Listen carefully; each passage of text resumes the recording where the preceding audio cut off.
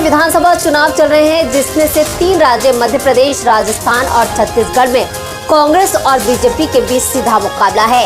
ये चुनाव दिल्ली की सत्ता का सेमीफाइनल माने जा रहे हैं और फिलहाल जो तमाम सर्वे इशारा कर रहे हैं उसमें कांग्रेस को जीत मिलती दिख रही है।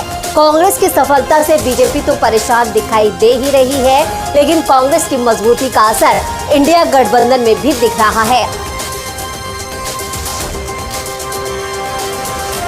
मुद्दा यहाँ पर ये है कि आने वाले वक्त में यानी कि लोकसभा चुनावों में भाई बहन की ये जोड़ी भारतीय जनता पार्टी और आरएसएस के लिए सबसे बड़ी चुनौती बनने वाली है। विधानसभा चुनावों के बाद कांग्रेस करेगी बड़ा फैसला। इंडिया गठबंधन जब तैयार हो रहा था तो कांग्रेस के पास यूपी में 2 विकल्प थे, पहला समाजवादी पार्टी और दूसरा बहुजन समाज पार्टी। ये पहले से ही साफ था कि दोनों में से कोई एक पार्टी इंडिया गठबंधन में शामिल होगी।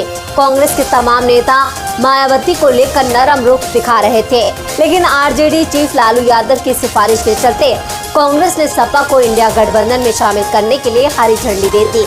लेकिन अब सपा नेताओं, खासतौर पर अखिलेश के बयान के चलते कांग्रेस के अंदर नाराजगी दिखाई दे रही है और पार्टी की ओर से बीएसपी से गठबंधन की तैयारी शुरू कर दी गई है और ये बात कांग्रेस के नेताओं के बयानों में भी दिखाई देने लगी है। इस समय यूपी में कांग्रेस मुसलमान और दलितों पर विशेष रूप से फोकस कर रही है। कई दिग्गज मुस्लिम नेता कांग्रेस में शामिल हो चुके हैं और इसी से सबसे ज्यादा सपा चिंता में दिखाई दे रही है।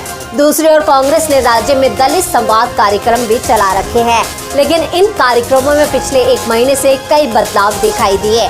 पार्टी नेताओं की ओर से मायावती के खिलाफ कोई बयान नहीं दिया जा रहा है, क्योंकि कांग्रेस नेताओं को भी एहसास है कि उसका दलित वोट तभी वापस आएगा जब वो खुद को बीएसपी के विकल्प के रूप में पेश करेंगे। लेकिन कांग्रेस ने मायावती की ओर से ही दोस्ती का हाथ बढ़ा दिया है।